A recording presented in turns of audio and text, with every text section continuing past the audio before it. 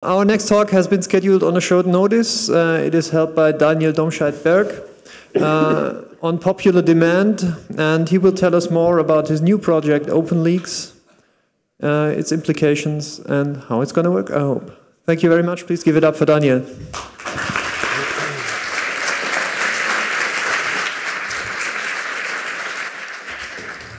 Okay, so can everyone hear me with the microphone? Okay, hi. First of all, I'm happy to see so many people that have come, even though it's on such a short notice and in competition with the Security Nightmares talk. So it's good to see you all, and it's good to see that you have an interest in, I guess, the topic I should have been talking about from the beginning on. Just one short correction, this is not my project, I have to make that perfectly clear. I'm just one of the few people, and actually one of the people that can't really invest too much time at the moment. So there are many others that are working on this idea, and I just wanted to make that clear in the beginning. So, actually, now I realize that I do not have the slides on that screen here. Well, anyways, what I'd like to do is I try to explain to you why actually we are working on this project and a bit what the history behind it is and why we have chosen to do this the way we want to do it. So, what is the problem? The problem is that there currently is just one or two or maybe a handful of sites by now that deal with a topic around distributing material from anonymous sources to people that have an interest in receiving such materials. So, as we're all pretty much aware, I think centralism never is a good thing, neither if it comes to technology nor any aspect of society. So, ideally, there should be 1,000 WikiLeaks sites or 1,000 Cryptome sites or whatever. So, why aren't there 1,000 of these yet? So, there are a couple of reasons for that. One is that not everyone has the guts to do that. So that is something we have found out in the same way that you won't find lots of ISPs that are as good as PRQ in Sweden, for example, that stand up to you as a customer and not back down to the first legal request they get. In the same way, you won't find too many people that are willing to create such a project and run into some hassle with it, maybe get into some terrain where they don't understand what they're heading into. Another thing, and that is probably one of the biggest barriers, is that there's an enormous lack of knowledge on how to do that. And that's what we found out in the last 3 years, is that we, in the WikiLeaks project and people surrounding projects, have built up lots of expertise on how to do these things correctly and what are actually the things you need to consider, what do you have to take into account. So, what is the legal and the technical side of all of this, and how do we manage that knowledge? And the third part is that if you're dealing with full documents and not just stories, first of all, you need these documents to be writing any stories at all. And on the other hand, restricting the flow of these documents can prevent any good stories from coming out. So the flow of these documents is way more rigorously controlled, or people are trying much harder to control that flow of information, much harder than they can try to control the flow of stories, for example. So you would try to do whatever you can to prevent any source document from getting out there in the first place. And these are the three barriers that need to be addressed and that need to be regarded and taken into account of why there are not 1,000 sites doing that already. So it's just, especially the second point is not trivial and has to be regarded. So the question is basically, how do we get from a few projects to a lot of projects, and how do we diversify this whole field? And there are a couple of approaches you can take to that. One very obvious one, or that's first of all the process in general, so you understand it. We have the knowledge about something, and whether that is the knowledge about a document or the knowledge about how to build a system that can accept the document, that information then goes into the whole submission process. So it's either creating a technical site that can accept submissions, or it is a submission itself. There's a cleaning process after that where the information that is received has to be cleaned in some form or another. That also has a technical counterpart again, so you need systems that can, and processes that can deal with anonymizing information, stripping out metadata, bring in information into a format that everyone can use, into a standardized format. Then there's the whole review part. That review part is basically what journalists are doing. So they are reviewing a document, they are verifying if it's true or not, if it's a forged document or not. They verify the contents of the document, they do an analysis, they write up stories about it, whatever. So that is actually a really big chunk of work there. And in the end you have a release part, and that release part has different angles again too. So you might just want to release a story based on a document, or you would ideally want to release the document yourself, or itself. If you release the document itself, that is totally different from the requirements you have from releasing just a story based on it. But all of these things have very different requirements, and it's very important that all of these requirements in some way can be addressed. Because if just somewhere within that chain you do not have enough resources, or you do not have enough manpower or experience or whatever, then the whole process is being impacted, and what you experience is bottlenecks. And in the past we have experienced a lot of these bottlenecks, which made us very unhappy. And if you give a promise to neutral parties that you would deal with what they give you, then you have to sort of stick to that promise. So getting rid of these bottlenecks is one of the things that we try to achieve. So how do we get from many, or from a few to many sites? Sorry, there still is one more slide where, just to show you, these are all the parties involved. We have sources, there are volunteers that want to help out. That's one of the experiences we made also. It's very, very complicated to manage lots of volunteers. So just from the beginning, or from December last year when we were here in the Congress, in the following 3 or 4 months, there were like maybe 800 programmers that turned up. And this was great. It was such a good experience, but it was a very bad experience on the other hand too, because we couldn't get them to do anything, just because some people were just writing us, they want to help, and then others sent in CVs of 10 pages. So you had this immense gap between not knowing anything about someone and then knowing way more than you want to know. And it's pretty hard to standardize that as well, to know actually who are the people that you could use because they speak the programming languages you can use, or because they have certain skills or not. And all of that filtering is very, very problematic. So that has to be addressed too. And these people have different requirements. So then there's reviewers, people that can understand material, that can read a document, that can have a look at documents and understand if these documents are real or if it looks like a forge. There's project staff that has to manage all of this, that has to take care of all the servers. There's the whole public that wants to be informed, that wants some buzz going on, some website they can go to and see what's happening. There are NGOs, there's the press, there potentially is a government that has their own interests. So these are all sorts of different parties. And what we found out, what is one of the most important points here, is that they all scale completely differently. Some of these are very quick, they are very dynamic. They can, if you had a system to manage them efficiently, you could pull in a lot of resources. And others are very slow. They need time to do work properly. They are stuck in their own organizations that have slow processes or whatever. So they all have different capabilities to scale. And that's why all of that has to be broken down somehow, so that you can address all of these areas in the fashion that is most suitable for them. If we look at how leaks work, actually, we can see two different areas. So, or basically, actually, that is it's going from the local scale to a global scale, and there's a lot in between.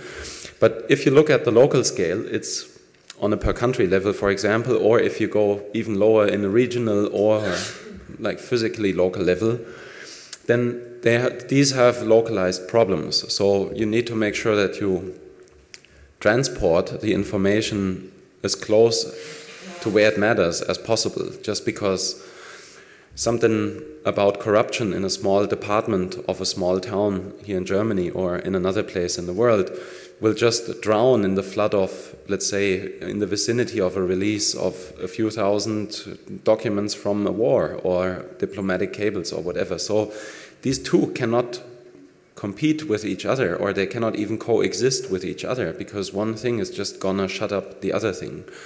So what you need to make sure is that you distribute the material as close to where it matters as possible. And that is especially true for all the local stuff. So the local stuff also is much more loosely coordinated. So if you think about having, let's say, 100 local newspapers or organizations that are active on a local level involved with in something that is coordinating all these efforts, then what you will find is that they don't need to talk to each other very much. So if something is happening in a small town in Bavaria, it doesn't, I mean, it's good for that local newspaper maybe, but that local newspaper doesn't have to coordinate with a local newspaper in Kiel or wherever, just because they don't have anything to do with each other. That's what's different for all the global stuff, just because the bigger something gets and the more area it touches, the clearer it is that there are many parties that would want to be involved and that also could potentially cooperate with each other in achieving a more efficient goal or something more worthwhile, getting more information out, a better analysis, whatever. So you have to scale from a point where you have to be able to have one entity, one small entity, maybe working on something very small, and still be able to pull in lots of small entities to form a big union that is working on a large publication, for example.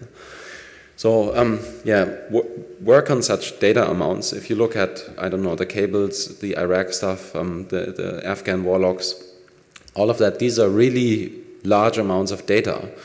And processing that data, standardizing it, working on all these things is a tremendous amount of work. And you can only address that in any way if you can scale to that problem. Yes, so what are the concepts that we can use to address that? We could just make a clone. So we pull together an all-in-one website that is combining everything that we talked about before, that is trying to address all these different entities or individuals that it would have to reach. It is still only one more, so even if you make one clone, what comes out is just one more, so we would need like 1,000 groups of people that would make a clone in order to get to the 1,000 websites that we would want to have. It does not address the structural problems the one-and-all solution has, so you still have all these problems of bottlenecks, of accumulating power, of potential for abuse, whatever. All of that is still trapped within one organization, and you cannot resolve these structural problems. You have outside attack vectors that interfere with the scaling of internal processes and overall effectiveness. So if you, let's say, if you manage to keep a key person in that organization busy for long enough, then what happens is that you're stuck in a position.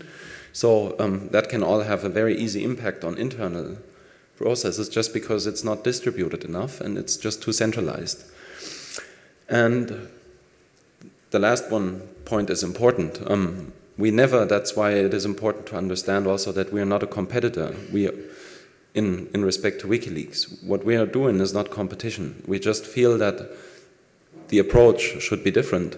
And that's, I think, hopefully everyone here understands that just because most of you probably have developed open software at some point in time, there's a perfectly valid reason for lots of different approaches to the same problem, just because it will make sure that you hopefully can address that one problem from a lot of different angles and therefore cover all the requirements that different interest groups have.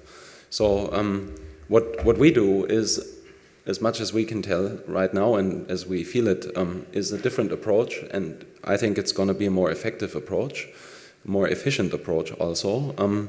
But it's not that we would deny WikiLeaks' place in this world or anything like this. It's a tremendously important project, and it has caused a lot of things that we wouldn't be talking about today if it hadn't been there. Yes, so another possible concept would be that you just commercialize it. So you can just create a company that is dealing with this issue, that is building up a structure that can carry 1,000 users.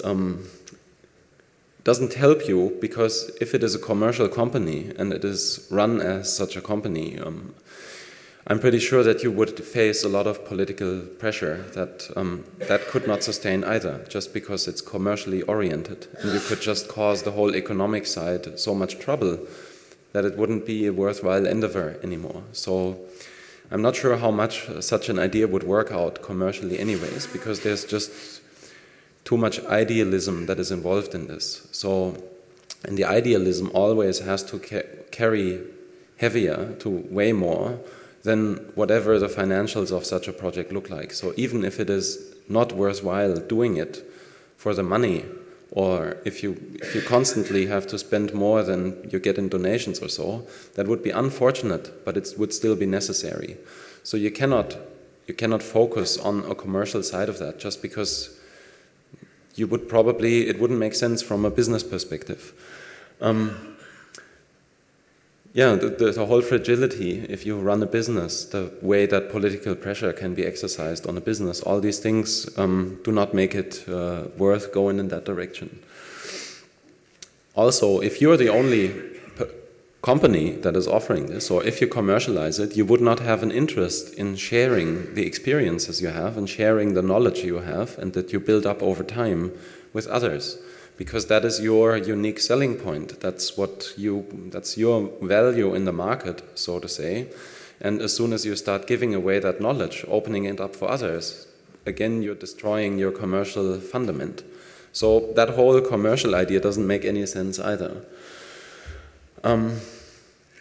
There's another solution, which is the pure academic solution. So all you could do is just put up all the information, the documentation you have, all the knowledge and technical developments, and put that all together and then hope that lots of people are just picking this up and using it. But then again, how do you make sure that you document this all in a fashion that someone just has to read that? You don't know where he's coming from, you don't know how much he understood before, what else he knows. So how do you make sure that someone, after taking this information, actually has a good basis for creating such a project? So in the end, what would turn out is, as we see a bit what's happening today with all these Indo leaks and Brussels leaks, and I don't know what other websites are coming up. It's a great development, and it's very important, but I do not see any knowledge transfer happening yet, and I have no idea what the technical basis is these people are using. And the technical basis is very complex. So, and the worst thing that could go wrong is the technical side, which would compromise a source, or which would, I don't know, have some safety problems, security problems, and then it's all for nothing. So if that end fails, it was all for nothing. So how do you make sure that these match up? That's not something you can do with a pure academic approach. All you would do is foster some unknown number of projects where you do not know how good it is implemented or whatever. So this brings us to a solution that we have thought about, which is just, as it's pretty popular in cars these days, we just make a hybrid, and take the best things out of all these different concepts. So what we did is we identified all the functions within that process, within the process from where a document comes in until the point in time where it gets out again to the public, and we identified whatever has to happen in between. And then we started dividing all of that stuff up a bit and see if it can be sort of clustered into different areas of work that belong with each other, but that are not necessarily related to each other. So, yeah, I mean, that's a really simple graphic, but basically, if you see that middle part as the system, basically what a regular site would look like, you would just have one arrow on the left and one on the right, and no cut in the middle, and it would all just be one blob. So something goes in and it goes out somewhere. So we'd like to open up the amounts of ways how something can come in. And essentially, at some point in time, someone will open up the ways of how it can go out too. But these two have to be separated from each other. There has to be one component which is only taking care of receiving things, and then another solution for taking care of how to publish all these things. Both of these sides, left and right, they have very, very different requirements. And what we learned too is if you put both of that into one organization, you will fall prey to becoming too powerful, because it is you that decides on how things are being prioritized, and it is you who decides on who to work with on publications and all these things. And by all these decisions you have to take, you are leaving a standpoint of neutrality. And that standpoint of neutrality is very, very important, because what all of that only can be is a service. It's just the service that is being offered. And it must not contain any politics and any personal preference or any personal dislikes about whatever you're going to publish or what you must not publish. As soon as you leave that standpoint, you're just a tool for whatever power is using your tool, or maybe your own interests in power. And that's not what technology should be for. Technology should be neutral, and it should be equally given to whoever has an interest and a need in it. And that's the only way I think it will help society to develop anyways. So, yes, so we're dividing these two up. That is one important point. And what we do is only the left half of all of this. But I'll get to that in a point. So you break down all these functions and different attack vectors too, so you understand how your organization, the ideal that you pursue, how that can be politically attacked, how it can be technically attacked, and then you break down all these different parts. So one thing that comes out of this is that at some point in time you will be able to scale up to the security and safety needs for those using the system without too much of a sacrifice. So that first of all is for people that want to put in material into that system. So you can focus way better on what the needs for these people are. And on the other hand, you can also focus on providing tools and means to the people that will use the system to get information, to receive documents, and provide them a secure and safe environment in which they can work, in which they can collaborate, in which they can grow a community. That's what we want to work towards. And on the other hand, you also, if you have broken down all these parts, you can avoid secrecy for yourself. And that is something we felt is very important too. I tried to say that yesterday in the talk already. I do not believe that running an organization that is more an underground operation, or however you would want to call that, than a real organized thing, is not the way we should deal with this. This topic is way too important. And this whole topic, the right to disclose information to the public, the right to break a secret because it's not moral to keep that secret, all these things are very important for the functioning of our society.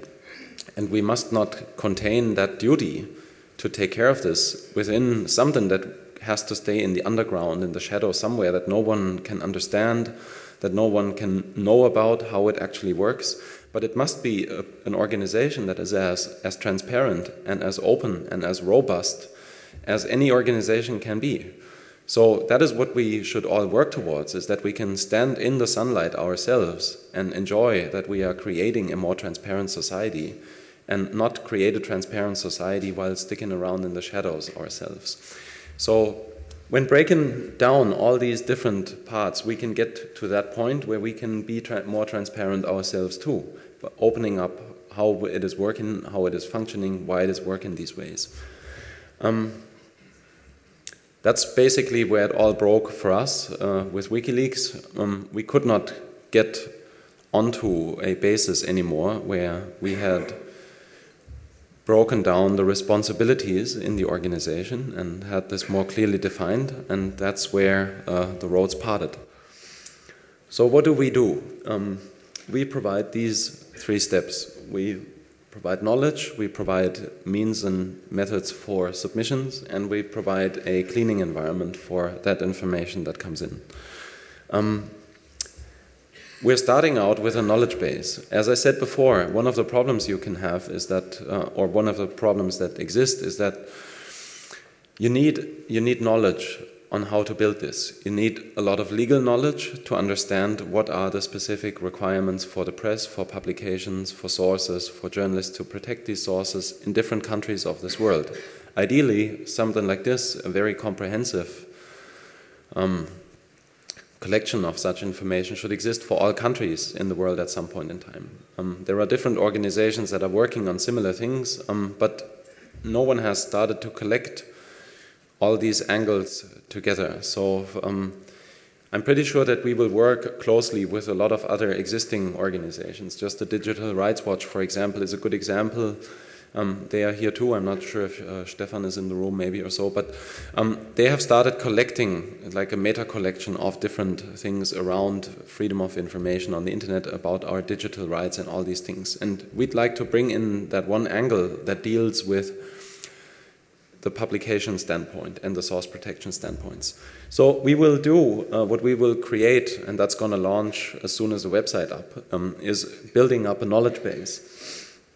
So gathering information on how the press can receive material, how material can be legally submitted, all sorts of surrounding information that might be interested to people in this field. So, and in the end, map out what the legal landscape looks like and map out how for each country, for each situation a organization is in, they could in the best way approach being legally protected and still run such an anonymous post drop. So, and once you know legal and operational issues, that's how you can start working on it. And if at some point in time you realize that there's a need for more of these platforms, you can just use that knowledge too and do another fork or create a sister project or a clone or whatever. So do something that just has specific needs for a certain area in the world or for a certain topic that is important to society. So we feel that this part is really important so that people can do it themselves, and we don't want to be everything anyways, so we don't want to scale endlessly. We want to provide something that works for a couple of organizations or a few dozen, a few hundred maybe, I don't know. But as soon as that has reached a healthy size, by that point in time, we hope that others have come up with the same idea anyways and started using the knowledge that we have gathered and built tools for themselves. The submission system, the second part, is where we focus on technology, and I mean, that's where we come from, and that's what we're good at, and that's what we believe should be focused on, to build technical processes and not just too much politics. So there are parties out there that you already trust. If you, for example, look at the role that the CCC has, the CCC is acknowledged as a community that has technical expertise, that acts as an independent reviewer for technology that is being deployed by other people, that just acts as a watchdog in society. And similarly, we have different organizations that are doing it. And if it's just a TÜV in some way that is fulfilling such an independent watchdog function.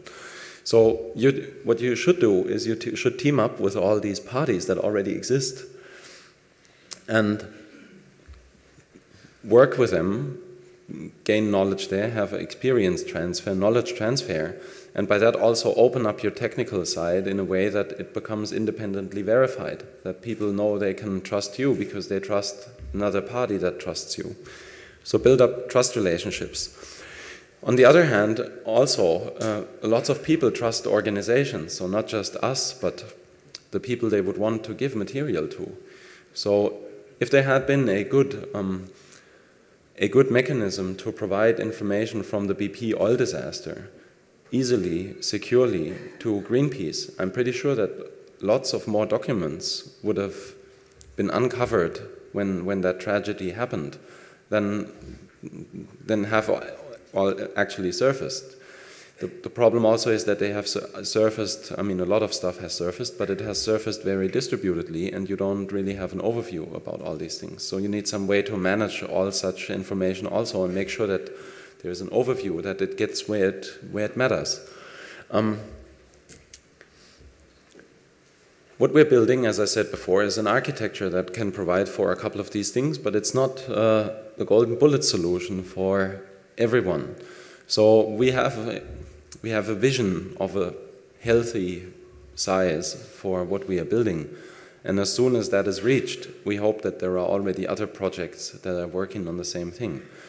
And that then say, I don't know, let's take this to development countries, or let's take this just to Asia, or just take it for environmental topics or whatever. So that a lot of clusters start to emerge, and that you at some point in time maybe only have to define interfaces between these clusters, and that you again start information and knowledge transfer all around the world. Yes, our system is adapted to the requirements of those that have the need to receive leaks and would like to work with us. So we have, over a period of a couple of months now, defined some of these requirements. We will start a testing phase in January, with 5 or 6 organizations, and these are media organizations, NGOs, and independent media organizations too, that we will collaborate with in order to gain the first experiences in the use of the system. So to make sure that we get feedback on if people get along with what we built, if the tools are good, if they have specific other requirements.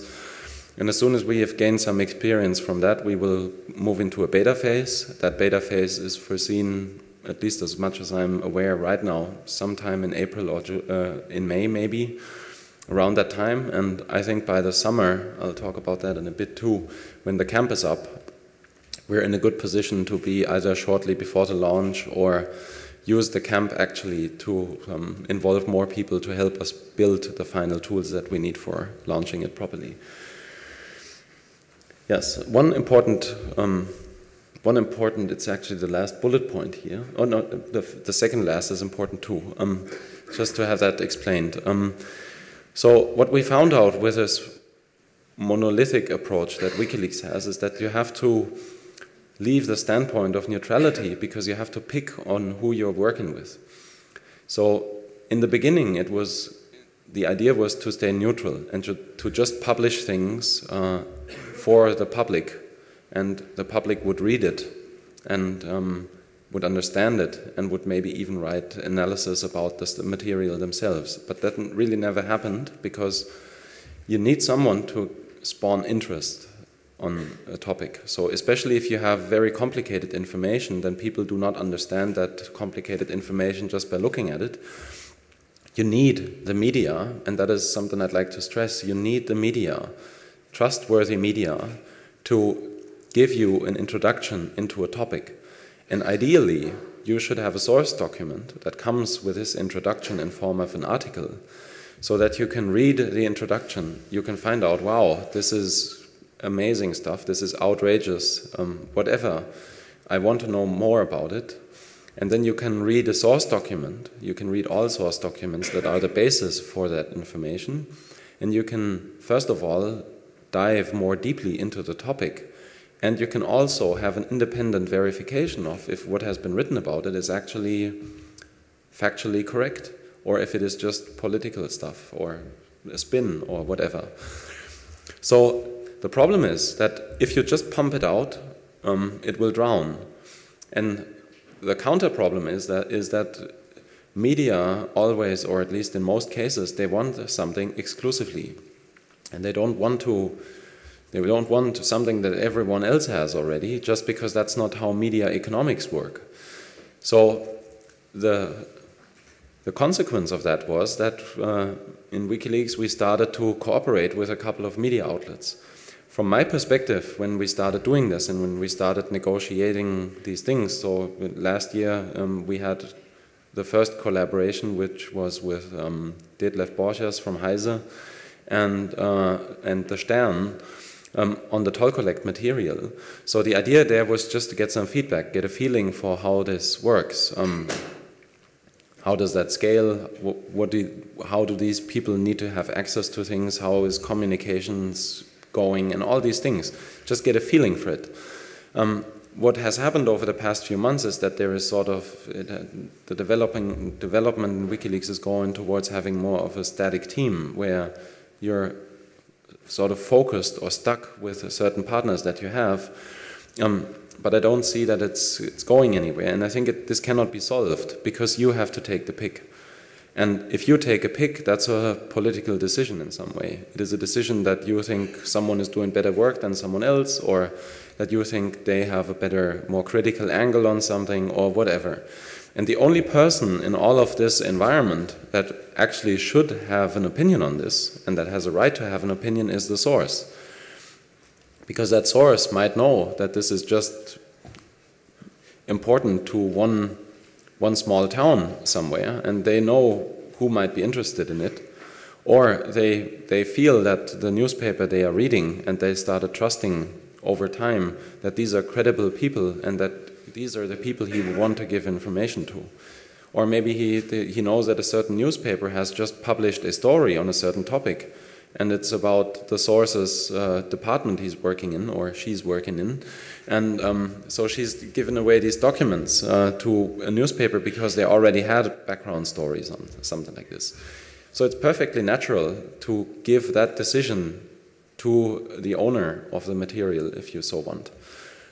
That's how you can, as a service provider, how you can stay neutral. You just have to enable lots of entities to receive, and then the source has a free pick.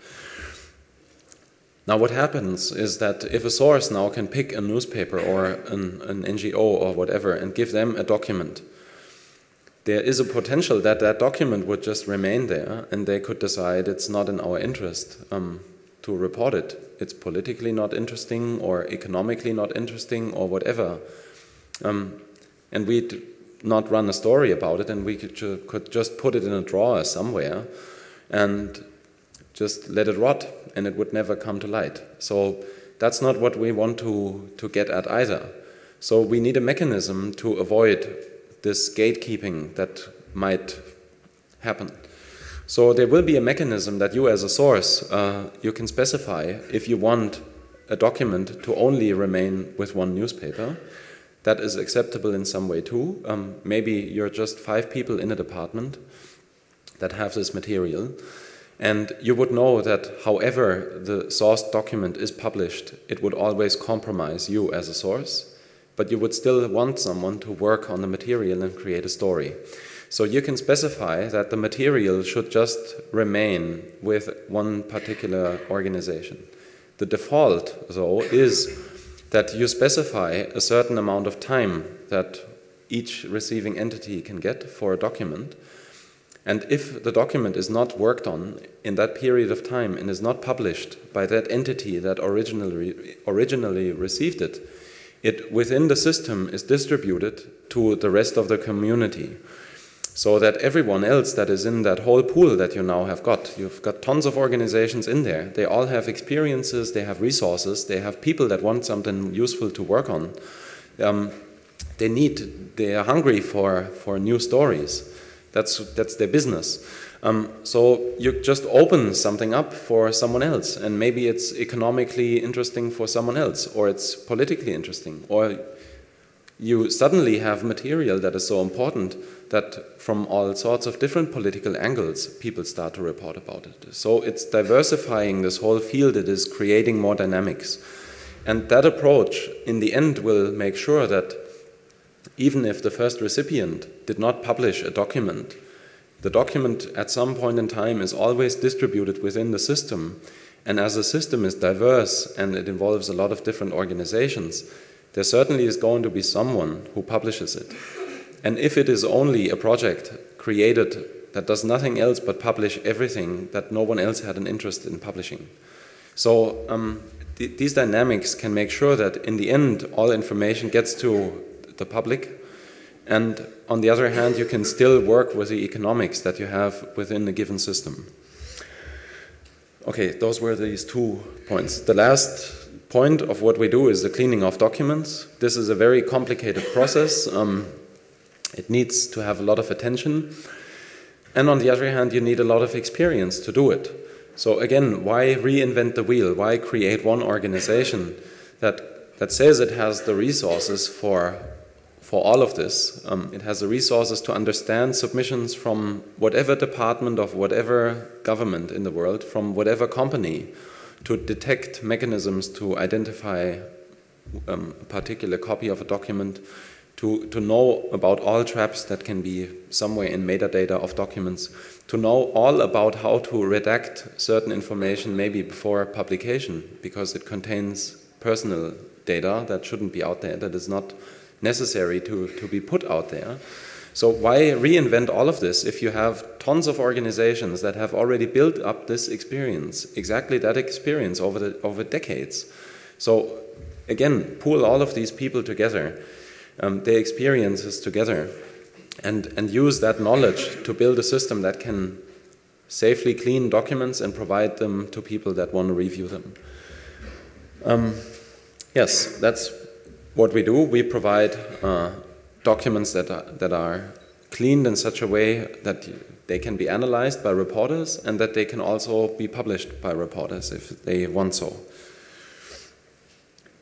What about the release part? Yes, that's something I'd like to say. As I said before, we are not into releasing documents ourselves. That is really important to understand. We believe that in the same way that lots of people should receive documents, in the same way there should be tons of organizations publishing these documents, so that not the recipient part can so easily be attacked. So you have a vested interest in defending that.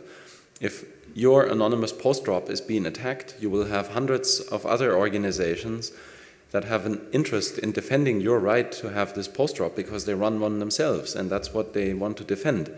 And in the same way, it's like peeing into this internet pool.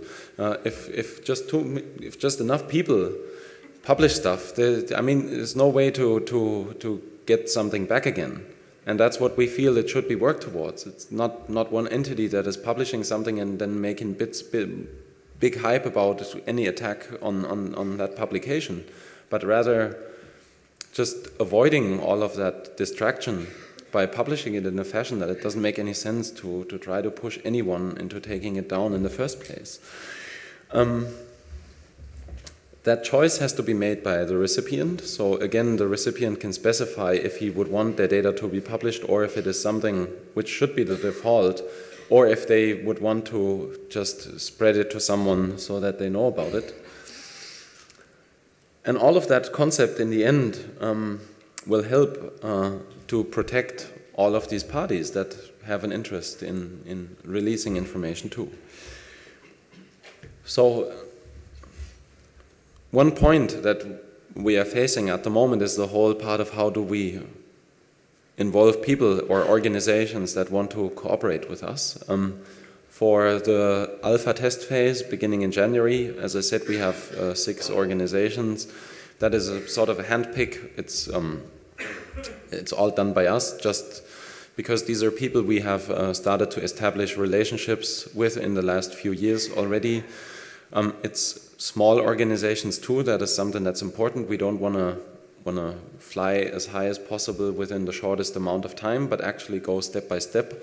And the best way to get first hands-on experience with some of that stuff is just to start off slowly and start off with small organizations that do not overwhelm you with the interest they have, with the attention they get and all these things. So at some point in time, though, we'll have to decide about all these things. So in January, hopefully in January, late January, I guess, we will start looking into creating a German foundation that is supposed to be set up to give this whole idea at least an organizational structure, a body where we have a proper board, where all sorts of decisions that need to be taken that are political, and some of these will be political, can be justified by running them through a proper board where people can answer on why they have been taking that decision, why it becomes transparent, what roles and responsibilities are, and actually who is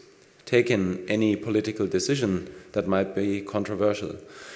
And the same goes for people we want to involve. So right now we're looking at just picking 50% of the participants of that system by ourselves, just because there are so many contacts we have built up where we felt organizations have been doing good work.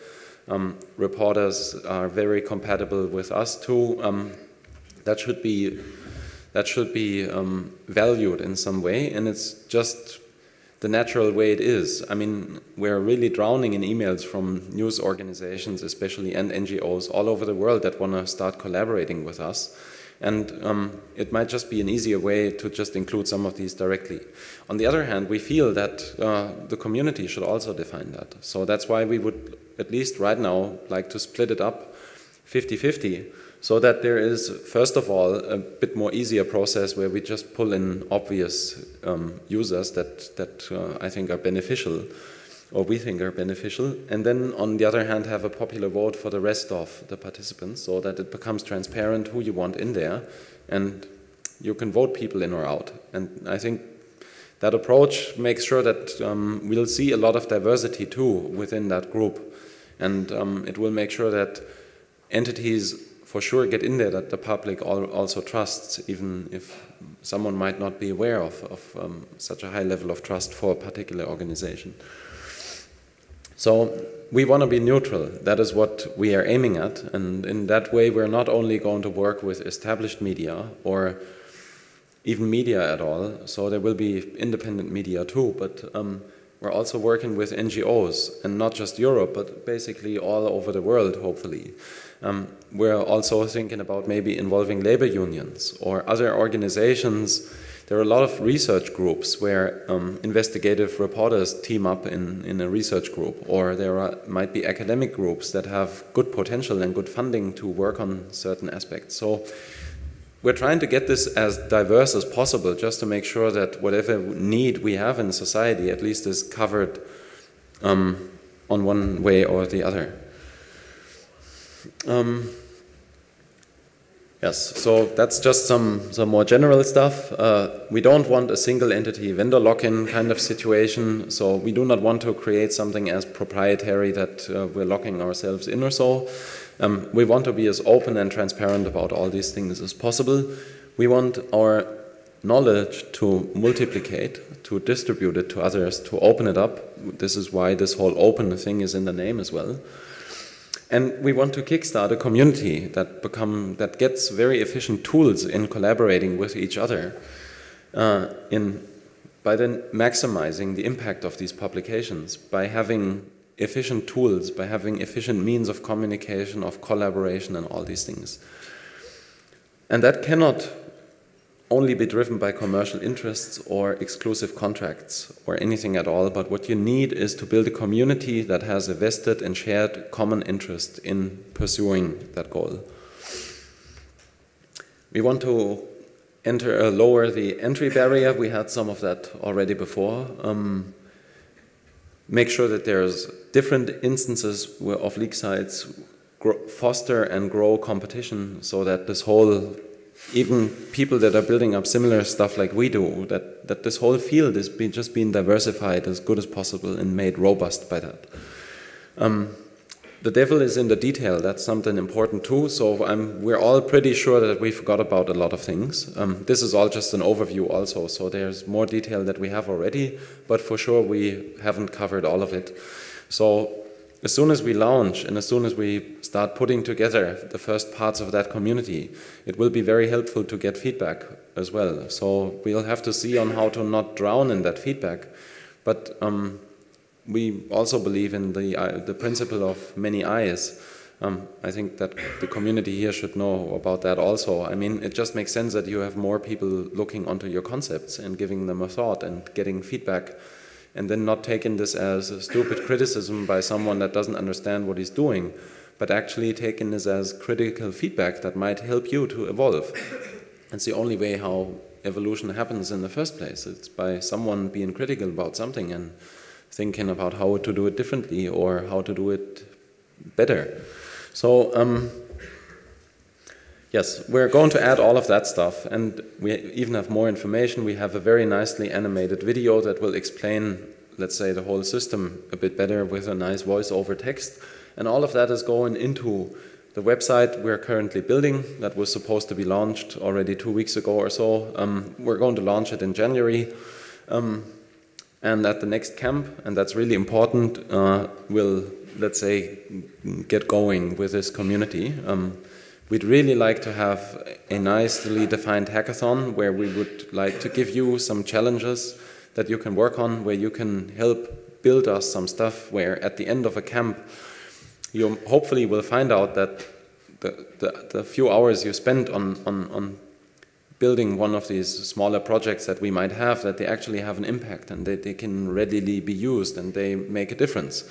So we believe that this is the right approach, and that's what we're looking for. So just last slide, a few comments. We do not use any social media at all right now, so whatever Twitter account you see is not ours. Quite unfortunately, someone is blocking the Openleaks Twitter account, and as long as we are not fully armed up to our teeth with trademarks and copyrights and whatever, until that point in time, it doesn't seem to be possible to get that Twitter name back. If someone out there has a possibility to help with that, we'd be really, really happy, just because if you look at when the followers dropped in, it was immediately after the name was announced, and they're not tweeting anything anyways, so it would just be very helpful, and we are Openleaks, there shouldn't be a doubt about this either. So yeah, consider whatever account you find fake unless we declared otherwise on the website. And everyone, please keep in mind that we really have to start from scratch. So we don't have anything. I mean, even all the money we invested over from our private funds has gone. So we have to start from scratch. And we have the expertise. It will just take some time and hopefully some contribution from the community too. So yeah, I guess that's it. We have a few minutes left if anyone has any questions. I'm in a way better shape today, so I hope we can kick this off. And thanks again for all the interest.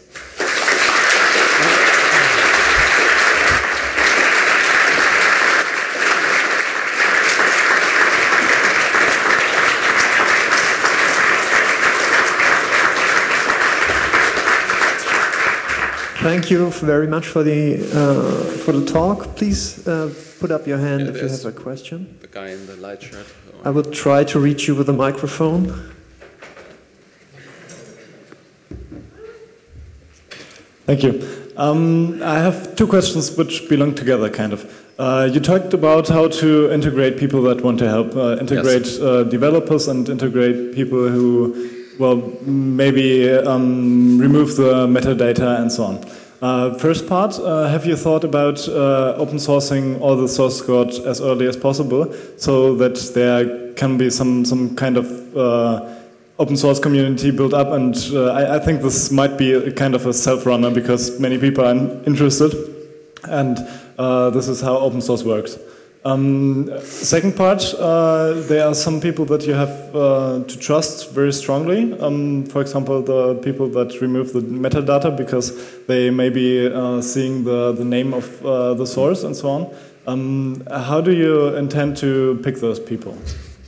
Okay, so first of all, the metadata part. That whole process of cleaning documents and standardizing them in some way should be as automated as possible. That's first of all what you have to consider. So you have to make, ideally, in that process there would not be any human interaction in a way that someone, I don't know, would have to do something manually, and you would have to trust that person again and again and again to not be curious about something and have a look into it or so. So as much as you can automate of that process, the better off you are already. Then again, naturally, you have to trust some of the people that have access to certain components. So that trust problem is the only way to resolve that is by going step by step and building up the team that you are working with slowly, progressing slowly, and not rushing into something where at some point in time you're just so overwhelmed by whatever it is that you got into that you can't scale to that anymore. So within this community here, I think there's quite some experience on how to build these trust relationships. And if you look at other activist communities that exist, they have experience with how to grow these relationships over time also. And that's, again, part of the knowledge that we are trying to tap into by working with organizations that have expertise with how to set up trust. So there's no definite answer on like a 3-point plan that you could lay out and say that's how we're going to do it. It's going to be a process like everything else. And if anyone has experience with such stuff or feedback on such structures, it's also very welcome to us. In respect to the source code, well, ideally, I think at some point in time it would be good if it was open source. But we can't start with open source right from the beginning, just because making people understand how the system works is one part, and making that transparent, but giving out all the detail about how certain mechanisms work technically, that's a very different story in the respect to how much you open yourself up to attacks as well. So it's not entirely sure yet how we are approaching that in the mid to long term. So what we will do, and that is what I think is the best approach for the beginning, is that we will work with individuals and organizations that have a good standing and a good reputation, that get access to details of the system so they can independently verify, independently pen test, proofread, whatever, and have a look at this. And that's how we are approaching that topic. If we find out that actually what we build is way more robust than we thought and we're too paranoid or whatever, then we might be getting to a full transparency faster than expected. But we're also trying to take that step by step. Just really important to understand that there will be independent review of these components. So it's not a black box that we're building up that no one will ever get to see. It's just going to take some time, I think. Also, probably depending on the component. I guess there are some components of the system that can be outsourced or open sourced very easily, and others might also take some more time in the development and stuff like that. So, but I'm also not the chief developer or anything at all. So that's probably something we should, as soon as the technical means are there to communicate, that can be discussed within the community we're building. I hope that answered your...